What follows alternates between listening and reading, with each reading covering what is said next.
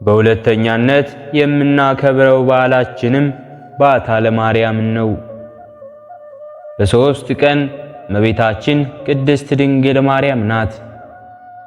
እናቷ ሐና አባቷም ኢያቄም ማርያምን ወልደው 3 ዓመት ሲሞላት ወደ ቤተ መቅደስ የገባችበት ቀን ነው። ማርያምም የእግዚአብሔር የስዕለት ልጅ ነበረችና እናቷ ቅድስት ሐና ልጅ የሌላት ስለሆነች ቤተ እግዚአብሔር ተለይታ ትኖራለች። ከኢያቄም ከባሏ ጋርም እጅግ አዝነው ነበር። እግዚአብሔርም ሐዘናቸውን ሰማ። ቅድስት ሐናም እንዲህ ብላ ለእግዚአብሔር ተሳለች። ልጅ የሰጠኸኝ እንደሆነ ለእግዚአብሔር አገልጋይ አደርጋለሁ አለች። እመቤታችን ቅድስት ድንግል ማርያምንም ወለደች። 3 ዓመት በቤቷ ውስጥ አሳደገቻት። ወደ ቤተ መቅደስም ወሰዷትና ሊቀ ካህናቱ ዘካርያስ ነበር።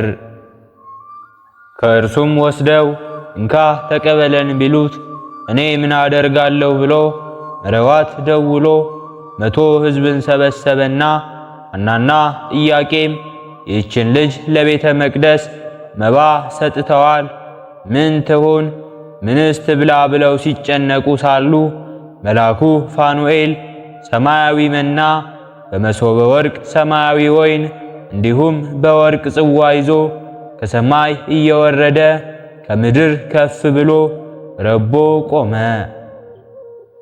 ዘካርያስም ሁል ጊዜ ይወርድለት ነበርና ዛሬስ ከሕዝቦች መሃል ክብሬን ገለጸብኝ ብሎ ታጥቆ ቢቆም ራቀበት።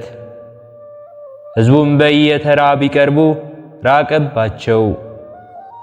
ሐናና ኢያቄምም ቢቀርቡ ራቀባቸው። ሁሉም አፍረው ተመለሱና ምናልባት እግዚአብሔር የሚያደርገው አይታወቅምና ለዚች ብላቴና እንደሆነ ብለው ሐናን እስኪ ከሕዝቡ ራቅ አድርጊያት አሏት። ከሕዝቡም ራቅ አድርጋ ስትመለስ ፋኑኤል ወርዶ ግራ ክንፉን አንጥፎ ቀኝ ክንፉን ጋርዶ መግቧት አርጓል። የምግቧ ነገር ከተያዘልንስ ብለው ከቤተ መቅደስ አስገብተዋት እነርሱም ተመልሰዋል።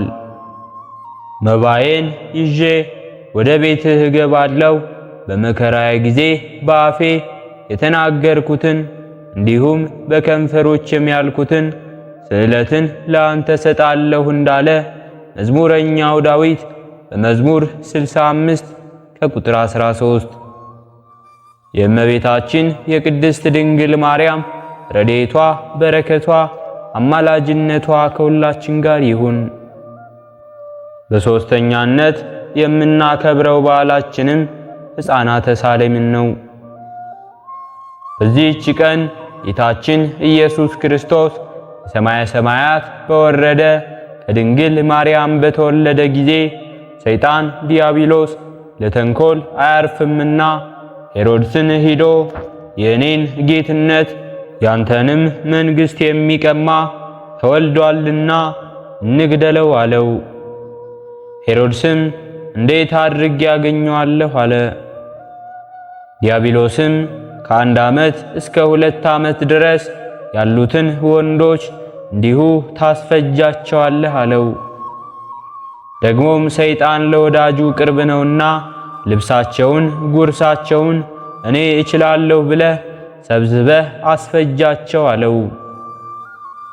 ከዚያም በኋላ ካስፈጀናቸው በኋላ ከእነርሱ አንዱ ይሆናል አለ። ሄሮድስም ከገሊላ እስከ ቤተልሔም አዋጅ ነገረ። አዋጁም እንዲህ የሚል ነበር። ወንድ ልጅ ያለው ልጁን በማር በወተት አሳድጌ መንግሥቴን አወርሰዋለሁ፣ ለእናቱ ለአባቱም የዓመት ልብሱን እንዲሁም ቀለቡን እሰጣለሁ ብሎ አወጀ። የወለደ ልጁን ያልወለደ እየተሰዋ ሰጠው። ሄሮድስም በአንድ ግንብ ቅጥር ሰብስቦ አስፈጅቷቸዋል። ከዚህም በኋላ በሄሮድስ ላይ ሰብአ ሰገል እንደተዘባበቱበት ባየ ጊዜ እጅግ ተቆጣና ጭፍራዎቹን ልኮ ከሰብአ ሰገል እንደተረዳው ዘመን ልክ 2 ዓመት የሆናቸውን ከዚያም የሚያንሱትን በቤተልሔምና በአውራጃዎቿ ሁሉ የነበሩትን ሕፃናት አስገደለ። የማቴዎስ ወንጌል ምዕራፍ 2 ከቁጥር 16። ብዛታቸውም 14,000 ነው። ጌታችን ኢየሱስ ክርስቶስ አማኑኤልን ግን አላገኘውም ነበር። እመቤታችን ቅድስት ድንግል ማርያም ወደ ግብፅ ይዛው ተሰዳ ነበርና። ከሄዱም በኋላ እነሆ የእግዚአብሔር መልአክ ለዮሴፍ በሕልም ተገልጦ ታይቶት ሄሮድስ ሕፃኑን ሊገለው ይሻዋልና ተነሳ፣ ሕፃኑንና እናቱንም ይዘህ ወደ ምድረ ግብፅ ሽሽ፣ እስከምነግርህም ድረስ በዚያ ኑር ብሎታልና። እርሱም በሌሊት ተነስቶ ሕፃኑንና እናቱን ይዞ ወደ ግብፅ ሄዶ ነበርና። የእመቤታችን የቅድስት ድንግል ማርያም ረድኤቷ፣ በረከቷ፣ አማላጅነቷ ከሁላችን ጋር ይሁን። በስመ አብ ወወልድ ወመንፈስ ቅዱስ አሐዱ አምላክ አሜን። ሩፋኤል ማለት ሰውም ሆነ እንስሳ በሚወሉ ጊዜ ማኅፀናቸውን የሚፈታ የምህረት መልአክ፣ እርሱም ዓመት እስከ ዓመት የተጸለየውን ጸሎት የሚያሳርግ የመንግሥተ ሰማያትን እንዲሁ በር ቁልፍ የያዘ እርሱ ነው። በአንድ ጊዜ አንድ ጦቢት የሚባል ሰው ነበረ። እርሱም ከዕለታት በአንዲት ቀን መንገድ ሲሄድ አንድ ሰው ሙቶ አገኘው። ጦቢትም የሞተ ቅበሩ፣ የታመመ ጠይቁ የሚለውን አሰበና ያንን የሞተ ሬሳ ቀበረው። ከቤቱም ሳይደርስ መሸበት። ከዛፍ ስር ተኛና ወፍ ከዓይኑ ላይ ኩሱን ኳሰበት፣ ዓይኑም ታወረ። በዚያችም ሌሊት ከቀብር ተመለስኩ፣ ረክሼም ስለነበር በዕድሞው ስር አደርኩ። ዓይኖቼ ግን ተገልጠው ነበር፣ በዕድሞው ላይም ወፎች እንዳሉ አላወቅኩምና። ፊቴም ተገልጦ ሳለ እነዚያ ወፎች በዓይኔ ላይ የሚያቃጥል ኩስ ጣሉብኝ፣ በዓይኔም ብልዝ ወጣብኝ። እኔም ወደ ባለ መድኃኒት ሄድኩ፣ ነገር ግን የጠቀመኝ የለም እንዳለ። መጽሐፈ ጦቢያ ምዕራፍ 2 ከቁጥር 3 እስከ 9። ለጦቢትም ከደግነቱ የተነሳ እግዚአብሔር መልአኩ ቅዱስ ሩፋኤልን ይረዳው ዘንድ አዘዘው። ሩፋኤልም እንደ አሽከር ሆኖ ለጦቢት 30 ዓመት ሲረዳው ኖሯል።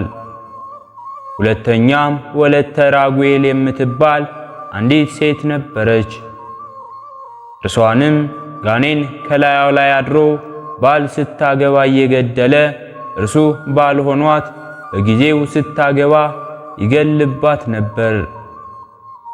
ወለተ ራጉኤልም መልአኩ ቅዱስ ሩፋኤል ሆይ ይህ ባሎቼን የሚገልብኝ ነገር እባክህን አጥፋልኝ ብላ ወደሱ ለመነችው።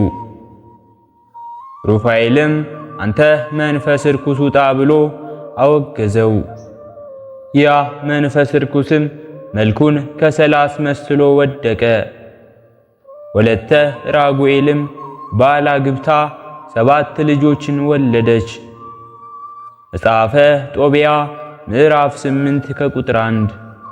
ሶስተኛም በቆጵሮስ ደሴት አንዲት በመልአኩ ሩፋኤል ስም የታነጸች ቤተ ክርስቲያን ነበረች።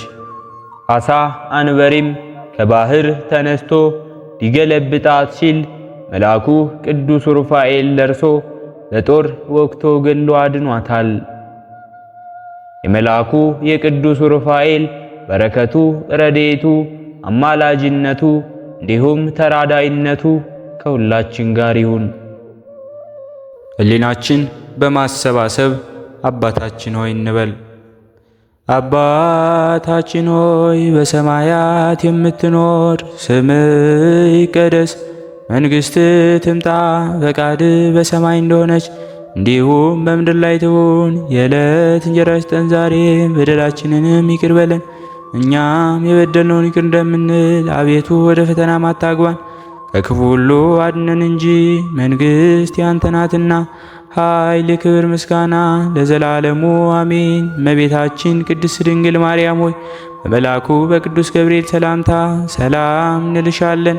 በሐሳብሽ ድንግል ነሽ፣ በሥጋሽም ድንግል ነሽ። አሸናፊ እግዚአብሔር እናት ሆይ ሰላምታ ላንቺ ይገባሻል። ከሴቶች ሁሉ ተለይተሽ አንቺ የተባረክሽ ነሽ፣ የማኅፀንሽን ፍሬ የተባረከ ነው። ጸጋን የተመላሽ ቅድስት ሆይ ደስ ይበልሽ፣ ልዑል እግዚአብሔር ካንቺ ጋር ነውና ከተወደደው ልጅሽ ከጌታችን ከመድኃኒታችን ከኢየሱስ ክርስቶስ ዘንድ ይቅርታውንና ምሕረቱን ለምኝልን ኃጢአታችንንም ያሰርይልን ዘንድ ለዘላለሙ አሜን። ስለነበረን ጊዜ ሁሉ የአምላካችን የልዑል እግዚአብሔር ስሙ ዛሬም ዘወትርም የተመሰገነ ይሁን። አነሳስቶ ላስጀመረን አስጀምሮ ላስፈጸመን ለልዑል እግዚአብሔር ምስጋና ይሁን። ከዚህ በላይ እንድንሰራ አገልግሎቱ በሰፊው ይሰጥ ዘንድ በሀገር ውስጥም በሀገር ውጭም ያላችሁ ይህንን መንፈሳዊ ቻናል ላይክ፣ ሰብስክራይብ፣ ሼር በማድረግ ድጋፋችሁን ታሳዩን ዘንድ በትህትና እንጠይቃለን። ያላችሁን ሐሳብ አስተያየት በኮሜንታችን ስር ላይ አስቀምጡልን። ወስብሐት ለእግዚአብሔር ወለወላዲቱ ድንግል ወለመስቀሉ ክቡር። ይቆየን።